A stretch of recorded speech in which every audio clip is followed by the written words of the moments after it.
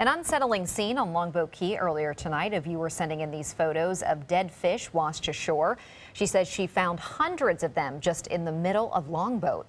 The smell, as you can imagine, is quite strong and not in a good way. Bob, could red tide be the culprit here? We do think that a lot when we see dead fish. Yeah, actually the red tide has been gaining somewhat over the past 2 weeks, and the report is out from the FWC, and the FWC is saying there are low concentrations. Now, low concentrations can cause fish kills, but typically you see the smaller fish like you saw in those photos.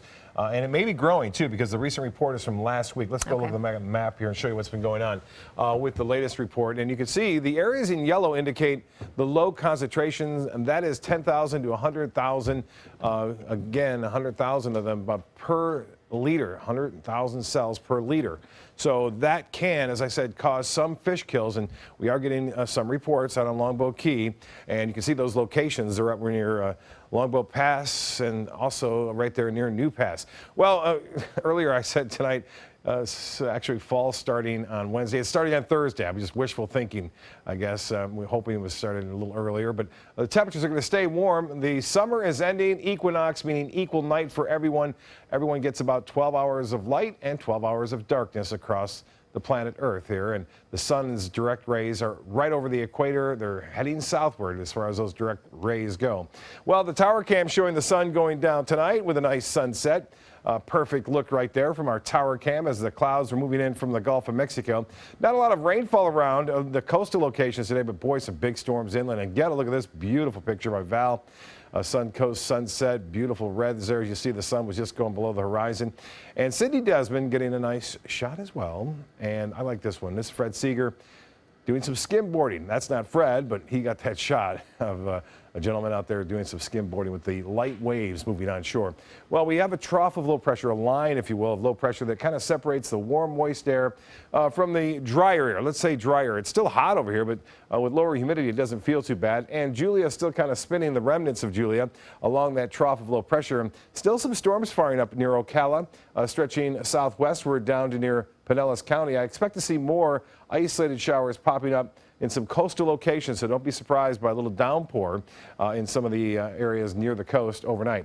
83 now, though. It's clear. Dew point 74. Winds are light. Not much of a wind out there to cool things down. And with the high dew point, it feels like about 90. 91 the high today. 95 the record set back in 1988.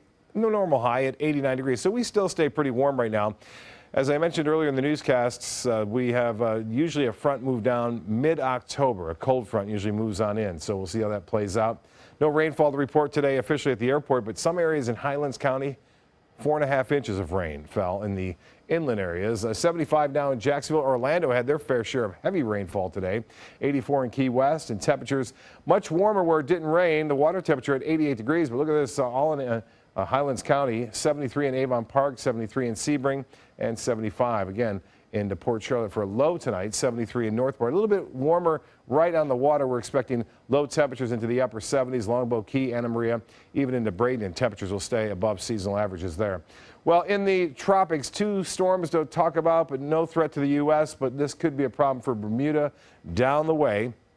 And it looks as though Lisa will be developing here shortly.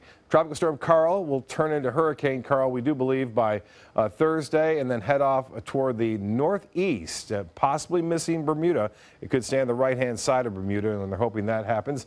And as far as 13 is concerned, it's soon to be Lisa, as I mentioned, moving off to the northwest, then eventually just an open water storm, the kind we like to see for the most part. And as we enter October, there's a secondary peak, so we have to keep an eye on that. Florida typically gets hit about half of the storms that develop in the month of October. That's not a very good statistic there, but that one it has to be mentioned. And as far as rain goes, coastal showers in the morning, and then mainly inland storms in the afternoon and evening. But looks like some of those storms could produce some locally heavy rainfall. For boaters, looks good out there. Smooth conditions. Seas 1 to 2 feet. The water temperature I mentioned into the upper 80s. Low tide 9:36, and a high tide will be at 2:44. And looks like the forecast tonight, isolated showers, partly cloudy otherwise. 76 for a low. And then tomorrow, partly cloudy. Morning coastal showers and mainly inland storms in the afternoon. The extended forecast. Well, there it is, fall finally coming, but summer sticking around right through the weekend. Haley with a good chance for scattered storms.